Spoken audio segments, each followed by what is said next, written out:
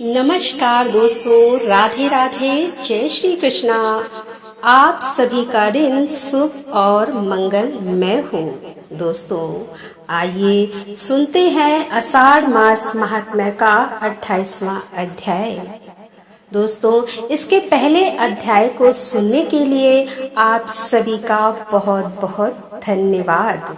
तो आइए सुनते हैं आगे की कथा। व्यास जी कहते हैं कि अकुर जी शीघ्र चलने वाले रथ पर चढ़कर मथुरा से निकले और श्री कृष्ण के दर्शन का लोभ लेकर नंद गांव की ओर चल दिए। मार्ग में चलते चलते सोचने लगे, ओहो, मुझसे बढ़कर सौभाग्यशाली कोई नहीं है, क्योंकि आज मैं अंश सहित अवतरित हुए साक्षात भगवान विष्णु का मुंह देखूंगा। आज मेरा जन्म सफल हुआ और आने वाला प्रभात बहुत ही सुंदर होगा, क्योंकि मैं विकसित कमल के समान नेत्रों वाले भगवान विष्णु के मुख का दर्शन कर सकूंगा, जो स्मरण अथवा ध्यान में आकर भी मनुष्यों के सारे पाप हर लेते हैं। वही कमल सदृश नेत्रों वाला श्री विष्णु का सुंदर मुख आज मुझे देखने को मिलेगा, जिससे संपूर्ण वेद और वेदांग का प्रादुर्भाव होगा और जो देवताओं के लिए सर्वश्रेष्ठ आश्रय है, भगवान के उसी मुख का आज मैं दर्शन करूंगा। ब्रह्म, इंद्र, अश्वनी कुमार, रुद्र, वसु, आदित्य, मरुड़गढ़ जिनके स्वरूप को नहीं जानते, वे श्री हरि आज मेरा स्पर्श करेंगे। जो सर्वव्यापी और भूतों में स्थित अव्यय और व्यापी परमात्मा है, वे ही आज मेरे नेत्रों के अतिथि होंगे। इस प्रकार अकुर जी मन ही मन में भगवान कृष्ण के प्रति विचार करते जा रहे थे और मन ही मन उन्हें प्रणाम करते जा रहे थे। अकुर का हृदय भक्ति से विनम्र होता जा रहा था। वे इसी प्रकार श्री विष्णु का चिंतन करते हुए कुछ दिन रहते नंद गांव में पहुंच गए। वहां उन्होंने भगवान श्री कृष्ण को उस स्थान पर बैठे देखा जहां गौएं ही जा रही थी। उन्होंने देखा कि वे बछड़ों के बीच में खड़े हुए थे। उनका श्री अंग विकसित नील कमल की आभा से सुशोभित था। नेत्र खिले हुए कमल की शोभा धारण करते थे और वक्ष स्थल में श्री वत्स का चिन्ह दिखाई देता था। बड़ी बड़ी बाहें, चौड़ी और उभरी हुई छाती, ऊंची नासिका, विलास युक्त मुस्कान से सुशोभित मुख, लाल लाल नख, शरीर पर पीतांबर और गले में जंगली पुष्पों का हार, हाथ में स्निग्ध नील लता और कानों में श्वेत कमल पुष्प के आभूषण, यही उनकी झांकी थी। उनके दोनों चरण भूमि पर विराजमान थे। श्री कृष्ण का दर्शन करने के बाद अकुर जी की दृष्टि यदुनंदन बलभद्र जी पर पड़ी, जो हंस, चंद्रमा और कुंद के समान गौरवर्ण के थे। उनके शरीर पर नील वस्त्र शोभा पा रहे थे और उनका कंध ऊंचा और बाहें बड़ी बड़ी थीं और उनका मुख प्रफुल्ल कमल सा सुशोभित था। नीलांबरधारी गौरांग बलभद्र जी ऐसे जान पड़ते थे कि मानो मेघमाला से घिरा हुआ दूसरा कैलाश पर्वत हो। उन दोनों भाइयों को देखकर महाबुद्धिमान अकुर जी का मुख कमल प्रसन्नता से खिल उठा। संपूर्ण शरीर में रोमांच हो आया और वे मन ही मन इस प्रकार कहने लगे, इन दोनों बंधुओं के रूप में यहाँ साक्षात भगवान विष्णु विराजमान रहे हैं। यही वह परम धाम और यही वह परम पद है। अनंत मूर्ति भगवान आज ही मेरे हाथ का स्पर्श करके उसे शोभा संपन्न बनाएंगे। इन्हीं भगवान की अंगुलियों के स्पर्श से संपूर्ण पाप नष्ट हो जाने के कारण मनुष्य उत्तम से उत्तम सिद्धि प्राप्त करते हैं। और अश्वनी कुमार रुद्र इंद्र वसु आदि देवता प्रसन्न होकर उन्हें उत्तम वर देते हैं। राजा बलि ने जिनके हाथ में संकल्प का जल छोड़कर रसातल में रहते हुए भी मनोहर स्वर्गीय भोग प्राप्त कर लिए और देवराज इंद्र ने जिनकी आराधना करके एक मनवंतर के लिए देवलोक का अखंड साम्राज्य प्राप्त कर लिया, वे ही भगवान कंस के साथ रहने के कारण निर्दोष होते हुए भी दोष के पात्र बने। मुझ अकुर का क्या आदर नहीं करेंगे। इस प्रकार मन ही मन विचार करते हुए अकुर जी भगवान श्री कृष्ण के पास गए और कहने लगे कि मैं यदुवंशी अकुर हूँ। ऐसा कहकर उनके चरणों में पड़ गए। भगवान ने भी ध्वजा वज्र और कमल आदि चिन्हों से सुशोभित अपने कर कमल द्वारा उनका स्पर्श किया और उन्हें खींचकर प्रेम पूर्वक गाढ़ आलिंगन दिया। फिर बलराम और श्री कृष्ण ने उनसे बातचीत की और उन्हें साथ लेकर अपने भवन में चले गए। परस्पर प्रणाम आदि के बाद अकुर ने दोनों भाइयों के साथ बैठकर भोजन किया और यथा योग्य उनसे सब बातें निवेदन की। दुरात्मा दानव कंस ने वसुदेव और देवकी को जिस प्रकार धमकाया था, उग्रसेन के प्रति जैसा उसका बर्ताव था और जिस उद्देश्य से कंस ने उन्हें ब्रज में भेजा था, वह सब विस्तार के साथ कह सुनाया। यह सुनकर भगवान कृष्ण ने कहा कि यह सब बातें तो मुझे पहले से ही ज्ञात है। इस विषय में जो उचित कर्तव्य है उसे मैं करूँगा, आप अन्यथा विचार मत कीजिए। अब कंस को मारा गया वही समझे, मैं बलराम जी सहित कल आपके साथ मथुरा चलूंगा। बड़े बूढ़े गोप भी भेंट की बहुत सी सामग्री लेकर जाएंगे। वीर, आप किसी प्रकार की चिंता मत करें और आराम से यहाँ रात बिताएं। आज से 3 रात के भीतर ही मैं अनुचर सहित कंस को मार डालूंगा। फिर गोपों को मथुरा चलने का आदेश देकर अकुर श्री कृष्ण और बलराम जी नंद के घर में सोए। सुबह होने पर महाबली बलभद्र और श्री कृष्ण अकुर के साथ मथुरा जाने को तैयार हो गए। यह देखकर गोपियां के नेत्रों में आंसू भर आए। वे चिंता से इतनी दुर्बल हो गईं कि उनके कंगन और बाजूबंद खिसक खिसक कर गिरने लगे। वे दुख से पीड़ित होकर लंबी सांस लेती हुई एक दूसरे से कहने लगी, सखी, गोविंद मथुरा जा रहे हैं, वहाँ जाकर वे इस गोकुल में फिर क्यों आने लगे? वहाँ तो अपने कानों द्वारा नगर की स्त्रियों के मधुर वार्तालाप का रसपान करेंगे। नगर की नारियों के विलासपूर्ण वचनों में जब इनका मन आसक्त हो जाएगा, तब फिर से गांव की रहने वाली इन गंवार गोप गोपियों की ओर उनका झुकाव भला कैसे हो सकेगा? हाय, श्री हरि संपूर्ण ब्रज के प्राण थे, इन्हें छीन कर दुरात्मा और निर्दय विधाता ने हम गोपियों पर निष्ठुर प्रहार कर दिया है। नगर की युवतियां भाव भरी मुस्कान के साथ बात करती हैं। उनकी गति में लालित्य है, वे कटाक्षपूर्ण नेत्रों से देखती हैं। अतः यह हम लोगों के पास भला क्यों आने लगे? यह देखो कि गोविंद रथ पर बैठकर मथुरा जा रहे हैं और कुर अकुर ने उन्हें चकमा दे दिया है। क्या इस निर्दय को प्रेमी जनों की मानसिक वेदना का अनुभव नहीं है? जो यह हमारे नैन गोविंद को अन्यत्र लिए जा रहे हैं, गोविंद भी तो देखिए आज अत्यंत निष्ठुर हो गए हैं। ये देखो बलराम जी के साथ रथ पर बैठकर चले जा रहे हैं। इन्हें रोकने में सिकता करो। ये क्या कहती हो? गुरुजनों के सामने हमारा कुछ बोलना उचित नहीं है। अरे, हम तो यह भी विरह की आग में जल रही हैं, अब भला यह गुरुजन हमारा क्या कर लेंगे? हाय, ये नंद बाबा भी जाने को तैयार है, कोई भी श्री कृष्ण को लौटाने का प्रयास नहीं करता। आज मथुरा वासिनी युवतियों के नेत्र रूपी भ्रमण श्री कृष्ण के मुख कमल का मकरंद पान करके वे लोग धन्य हैं जो मार्ग से पुलकित शरीर से बेरोक टोक श्री कृष्ण का दर्शन कर सकेंगे।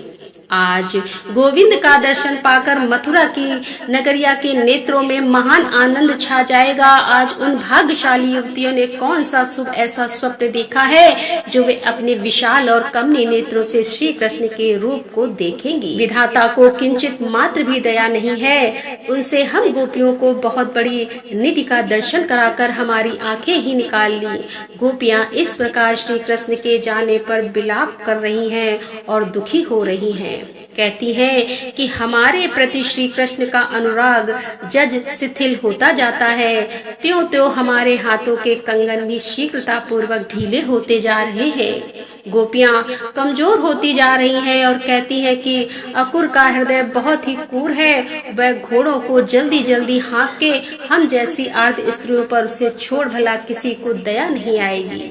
अरे वो देखो, श्री कृष्ण के रथ की धूल बहुत ऊंचे पर दिखाई देती है। श्री कृष्ण तो बहुत दूर चले गए। हाय, अब तो वह धूल भी दिखाई नहीं देती, अब वह भगवान को बहुत दूर ले गए। इस प्रकार गोपियों के अत्यंत अनुराग पूर्वक देखते ही देखते बलराम सहित श्री कृष्ण ने ब्रज के उस भूभाग का परित्याग किया। रथ के घोड़े बहुत तेज चलने वाले थे, अतः बलराम, अकुर और श्री कृष्ण दोपहर होते होते मथुरा के समीपवर्ती यमुना तट पर पहुंच गए। तब अकुर ने श्री कृष्ण से कहा कि आप दोनों भाई यहीं पर रथ पर बैठे रहें, तब तक मैं यमुना के जल में नैतिक स्नान और पूजन कर लेता हूँ। तब श्री कृष्ण ने बहुत अच्छा कहकर उनकी बात मान ली।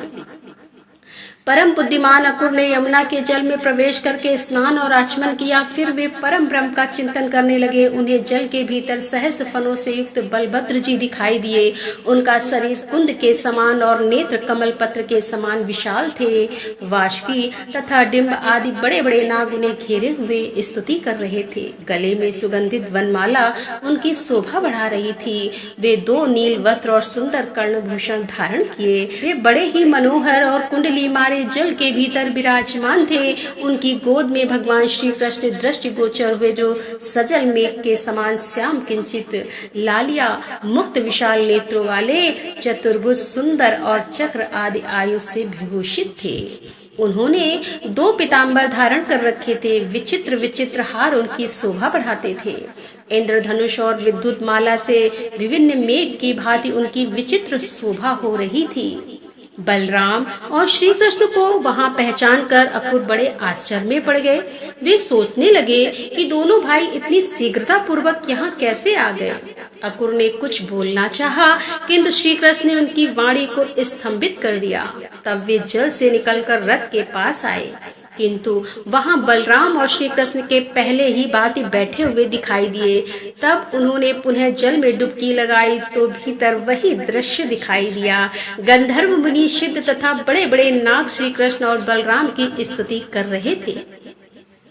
यह सब देखकर दानपति अकुर को वास्तविक रहस्य का पता लग गया और वह विपूर्ण विज्ञान में भगवान अच्युत की स्तुति करने लगे। इस प्रकार जिनका सत्ता मात्र स्वरूप है, महिमा अर्चित है, जो सर्वत्र व्यापक है, जो कारण रूप से एक किंतु कार्य रूप से अनेक है, उन परमात्मा को बारंबार नमस्कार है। एकमात्र आप ही भिन्न भिन्न रूप धारण करके अपनी विभिन्न शक्तियों से इस जगत की रक्षा करते हैं। आप ही विश्व की सृष्टि करते हैं और आप ही प्रलय कालीन शूर होकर संपूर्ण जगत का संहार करते हैं। गुण मक्कुम है, अक्षर है, वह आपका उत्कृष्ट स्वरूप है। वही सत असत और ज्ञानात्मक आपके उस स्वरूप को हे प्रभु मेरा प्रणाम है। संकर्षण संज्ञा धारण करने वाले आपको नमस्कार है। प्रदुम्न कहलाने वाले आपको नमस्कार है और अनिरुद्ध नाम से पुकारे जाने वाले आपको नमस्कार है। इस प्रकार जल के भीतर यदुवंशी अंकुर ने सर्वेश्वर श्री कृष्ण की स्तुति करके मानसिक धूप और पुष्पों द्वारा उनका पूजन किया। अन्य विषयों का चिंतन छोड़कर मन को उन ब्रह्मभूत परमात्मा में लगाकर दीर्घ काल तक ध्यान किया और फिर समाधि से विरक्त होकर अपने आप को कृतार्थ मानते हुए यमुना जल से निकलकर वे पुनः रथ के समीप आए। आने पर उन्होंने बलराम और श्री कृष्ण को पहले की तरह ही बैठे देखा। अकुर जी के नेत्रों से विस्मय का आभास हो रहा था, जिसे देखकर श्री कृष्ण उनसे कहने लगे, अकुर जी, आपने यमुना के जल में कौन सी आश्चर्य की बात देख ली जो आपके नेत्र आश्चर्यचकित दिखाई देते हैं? कृष्ण की बात सुनकर अकुर जी बोले कि अहे अच्युत, जल के भीतर मैंने जो आश्चर्य देखा है उसे यहीं अपने सामने मूर्तिमान बैठा देखता हूँ। यह परम आश्चर्यमय जगत जिस महात्मा का स्वरूप है, उन्हीं आश्चर्य स्वरूप आपके साथ मेरा समागम हुआ है। हे मधुसूदन, अब इस विषय में अधिक कहने की क्या आवश्यकता, चलिए मथुरा चले। मैं कंस से डरता हूँ जो दूसरों के टुकड़ों पर जीवन निर्वाह करने वाले हैं, उन मनुष्यों के जन्म को धिक्कार है। ऐसा कहकर अकुर ने घोड़ों को हाँक दिया और सायंकाल के समय मथुरापुरी में वे सब जा पहुँचे। मथुरा को देखकर अकुर ने बलराम और श्री कृष्ण ने कहा, महापराक्रमी वीरों, अब आप लोग पैदल चलिए, रथ से मैं अकेला ही आऊंगा।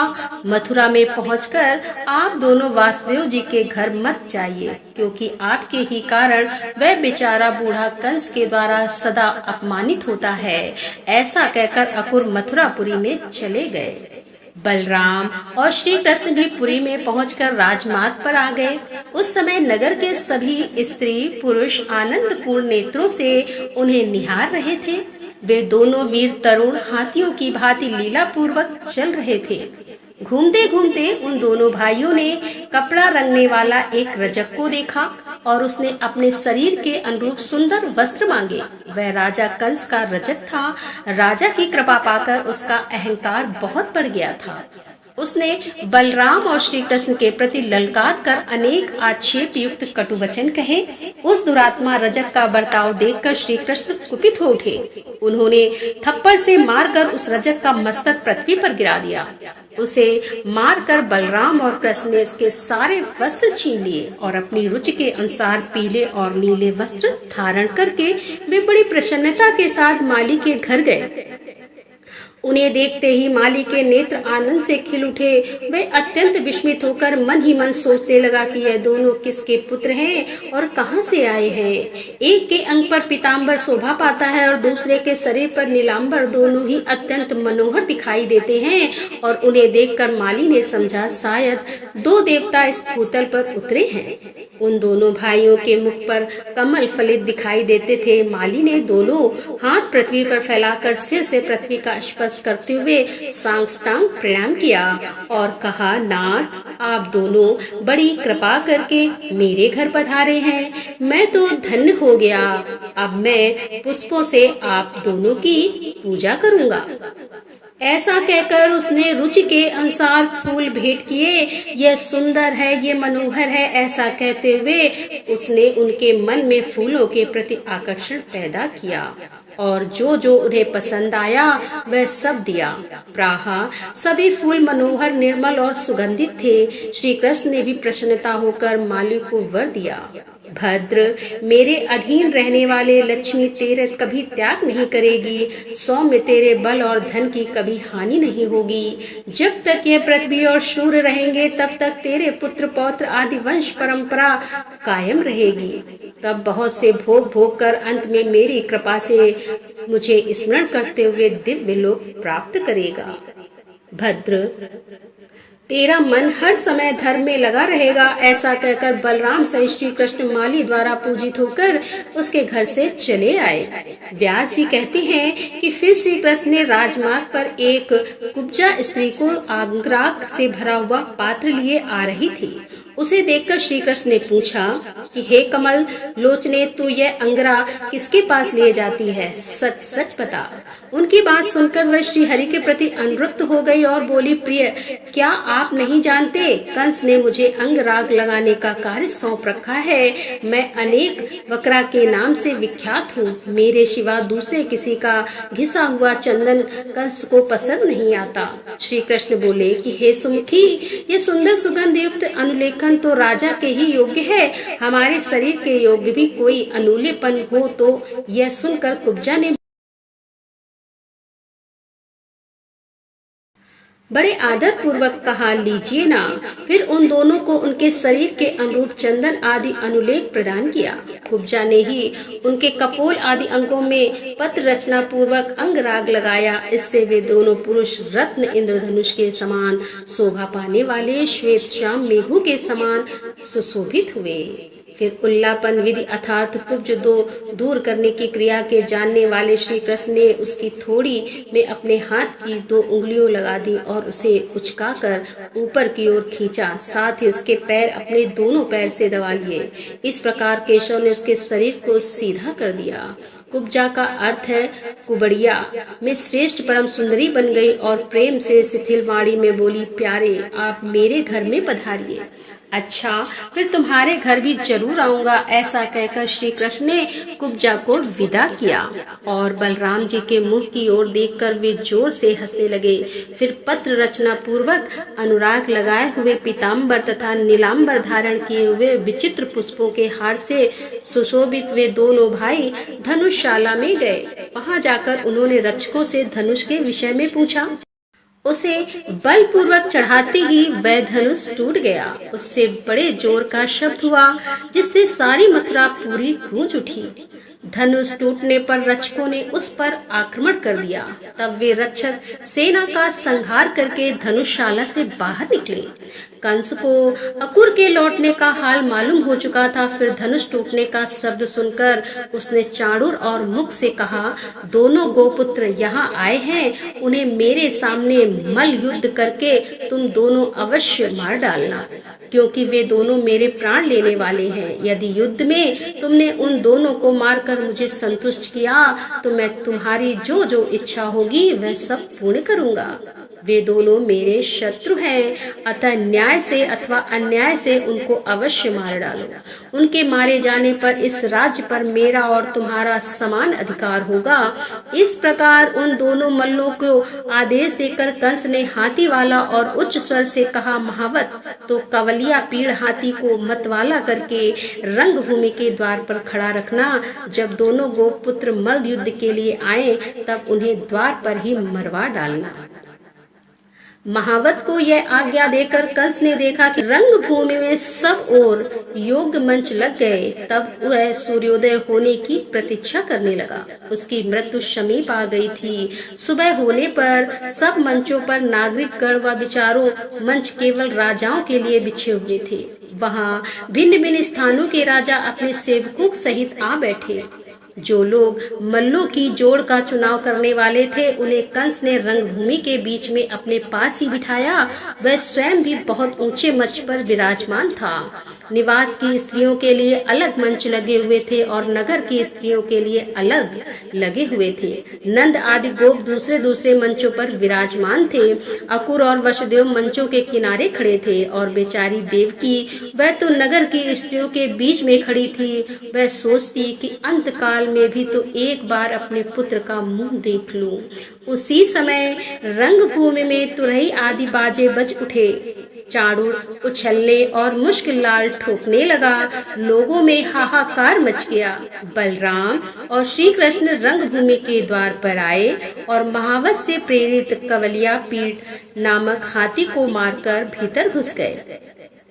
उस समय उनके अंगों में हाथी का मद और रक्त लगे हुए थे। उसके बड़े बड़े दांतों को ही उन्होंने अपना आयुध बना रखा था। वे दोनों भाई गर्वपूर्ण लीला चितवन से निहारते हुए उस महान रंगोत्सव में इस प्रकार प्रविष्ट हुए मानो मृगों के झुंड में 2 सिंह आ गए हों। उनके आते ही रंगभूमि में चारों ओर महान कोलाहल हो गया। सभी लोग विस्मय के साथ कहने लगे, यही कृष्ण और यही बलभद्र है। यह कृष्ण वे ही हैं जिन्होंने भयंकर राक्षसनी पूतना का वध किया, छकड़ा डाला, जिन्होंने बालक होते हुए भी कालिया नाग के मस्तक पर नृत्य किया, सातों रातों तक गोवर्धन पर्वत को हाथ पर रखा और अरिष्ट धनुक तथा केशी आदि दुराचार को खेल ही खेल में मार डाला।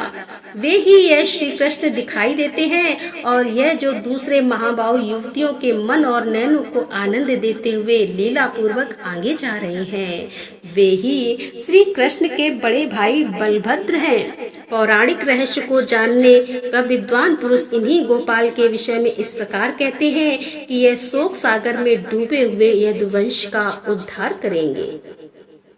निश्चय ही ये सबको जन्म देने वाले सर्वभूतेषु देवकी के हृदय में स्नेह के कारण उनके स्तनों से दूध बहने लगा। वसुदेव जी तो मानो समीप आई हुई वृद्धावस्था को छोड़कर युवा हो गए हों। उनकी दृष्टि अपने दोनों पुत्रों पर लगी हुई थी, मानो वे ही उनके लिए महान उत्सव और रवास की स्त्रियां एकटक नेत्रों से श्री कृष्ण और बलराम को निहार रही थी। नगर की स्त्रियां तो उनकी ओर से दृष्टि ही नहीं हटाती थी। यह सभी दृश्य चल रहा था। उसी समय भगवान श्री हरि अपने पदाघात से पृथ्वी को कृपा हुए सब लोगों के हृदय में हर्षातीर की वृष्टि करने लगे। बलभद्र जी भी ताल ठोक कर मनोहर गति से उछलते हुए चल रहे थे। उस समय यह पृथ्वी पग पग पर उनके पदाघात से विदीर्ण नहीं हुई, यह बड़े आश्चर्य की बात थी। फिर अमित पराक्रमी श्री कृष्ण चाणूर के साथ कुश्ती लड़ने लगे और मल्ल युद्ध की विद्या में कुशल मुस्तक दैत्य बलदेव जी के साथ भिड़ गया। श्री कृष्ण चाणूर के साथ परस्पर भिड़कर नीचे गिराकर उछालकर घूंसे और वज्र के समान कोहिनी से मारकर पैरों से ठोकरे देकर तथा एक दूसरे के शरीर को रगड़ कर लड़ने लगे। इस तरह उन दोनों के बीच बड़ा भारी युद्ध हुआ। जगन में श्री कृष्ण उसके साथ लीला पूर्वक युद्ध करने लगे। वह परिश्रम से थक गया, अतः क्रोध पूर्वक श्री कृष्ण के हाथ पर हाथ मार रहा था। कंस ने देखा कि श्री कृष्ण का बल तो बढ़ रहा है और चाणूर थकता जा रहा है। कुपित होकर उसने बाजे बंद करा दिए। उसी समय आकाश में देवताओं के अनेक प्रकार के बाजे बज उठे। अदृश्य भाव से खड़े हुए देवता हर्ष से भरकर भगवान की स्तुति करते हुए बोले कि हे केशव चाणूर, दानों को मार डालिए, गोविंद आपकी जय हो। तब श्री कृष्ण देर तक चाणूर के साथ खिलवाड़ करते रहे और फिर उसे मार डालने के लिए सचेत हुए और दैत्य को उठाकर आकाश में घुमाने लगे। घुमाते समय ही उस दैत्य के प्राण पखेरु उड़ गए। भगवान ने उसी 100 बार घुमाकर पृथ्वी पर पटक दिया और चाणूर के 100 टुकड़े हो गए। उसके रक्त की धारा से अखाड़े में गहरी कीचड़ हो गई। महादेव बलदेव जी भी उतनी ही देर तक मुठ के साथ युद्ध करते रहे। अंत में उन्होंने भी उस दैत्य के मस्तक पर मुक्के का प्रहार किया और छाती में घुटने से आघात करके उसे पृथ्वी पर गिरा दिया। यह देखकर कंस की आंखें क्रोध से लाल हो गई। उसने अपने सेवकों को आज्ञा दी कि इन दोनों ग्वालों को बलपूर्वक रंगशाला से बाहर निकाल दो। पापी नंद को भी पकड़कर तुरंत बेड़ियों में जकड़ दो। वसुदेव को भी उसकी वृद्ध का विचार न रखते हुए कठोर दंड देकर मार डालो। और यह जो ग्वाल बाल श्री कृष्ण के साथ उछल रहे हैं, इन सब की गौवें छीन लो और इनके घर में जो कुछ भी धन संपत्ति हो उसे लूट लो। कंस को इस प्रकार आदेश देते देख भगवान मधुसूदन हंस पड़े। वे उछलकर मंच पर जा चढ़े और राजा का मुकुट पृथ्वी पर गिर पड़ा।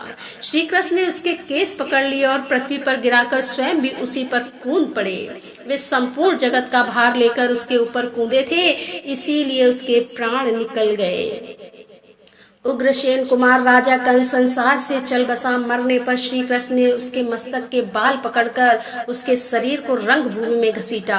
कंस के पकड़े जाने पर उसका भाई सुनामा क्रोध में भर आया, किंतु बलभद्र जी ने उसे खेल ही खेल में मार गिराया। मथुरा का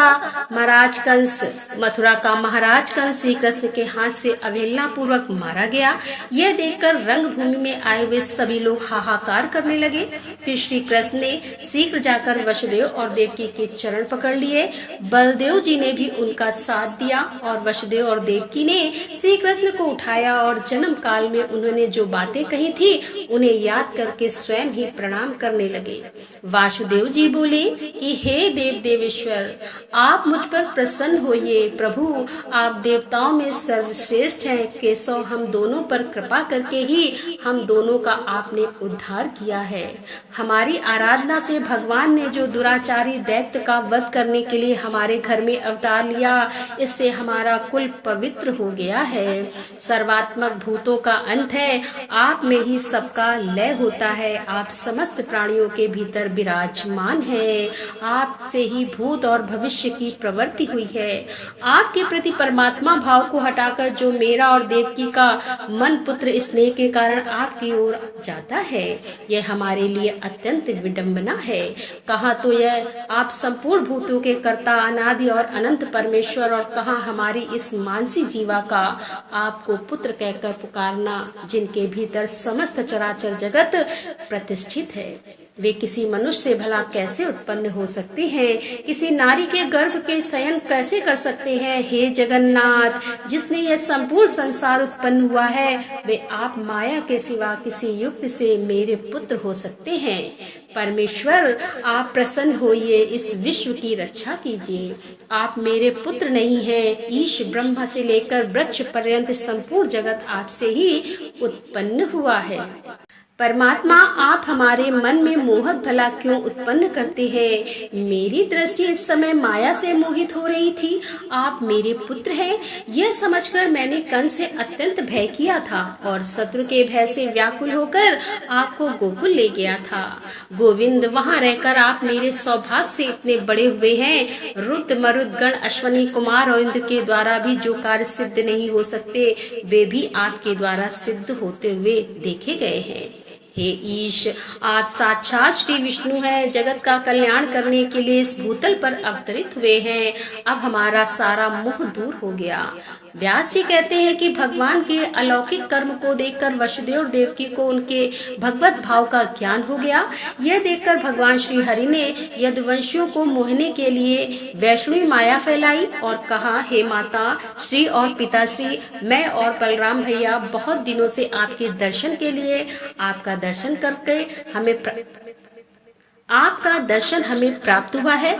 जिसका समय माता पिता की सेवा किए बिना ही बीतता है, उस पुत्र का जीवन तो व्यर्थ है। वह जननी को कष्ट देने वाला माना गया है। साधु पुरुषों में उसकी निंदा होती है। हे तात, जो गुरु देवता ब्राह्मण और माता पिता का पूजन सत्कार नहीं करते, उन्हीं का जन्म सफल होता है। पिताजी, हम लोग कंस के बल और प्रताप से पराधीन हो गए थे, अतः हमारे द्वारा जो आपने कर्तव्य का उल्लंघन हुआ है, वह सब आप क्षमा कीजिएगा। ऐसा कहकर दोनों भाइयों ने माता पिता को प्रणाम किया। फिर क्रमशः यदुकुल के सभी बड़े बूढ़ों को चरण स्पर्श किया। इस प्रकार अपने विनय पूर्ण वर्ताव से समस्त पूर्वास होके मन में अपने प्रति स्नेह का संचार किया।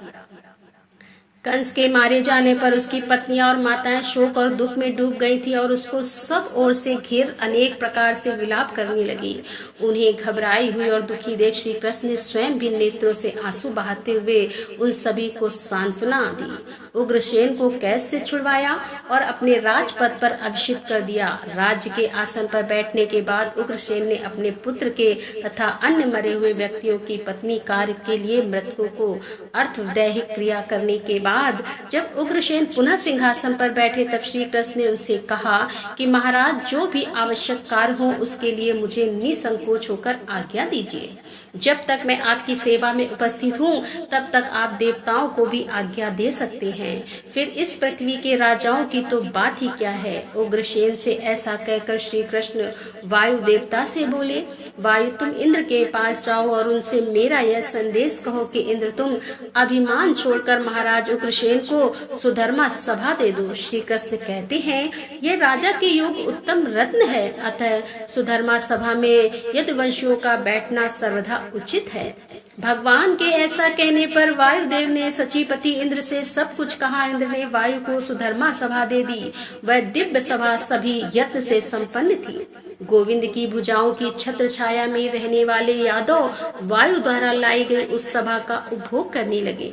श्री कृष्ण और बलभद्र संपूर्ण विधाता के ज्ञाता तथा पूर्ण ज्ञान स्वरूप थे, अतः शिष्य और आचार्य की परंपरा को सुरक्षित रखने के लिए उन्होंने कास गोत्र में उत्पन्न अवंतीपुर निवासी सांदपनी जी के यहाँ विद्या अध्ययन के लिए यात्रा की। बलराम और श्री कृष्ण दोनों भाई शिष्य ग्रहण करने के समय निरंतर गुरु सेवा में लगे रहते थे। उन्होंने अपने आचरण द्वारा सबके शिष्य के कर्तव्य का उपदेश भी दे दिया।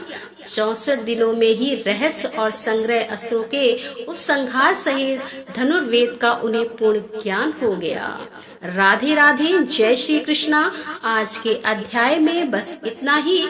उम्मीद है यह कथा आपको पसंद आई होगी। तो मिलते हैं अगले अध्याय के साथ। तब तक के लिए राधे राधे, जय श्री कृष्णा। हर हर महादेव, जय भोलेनाथ की।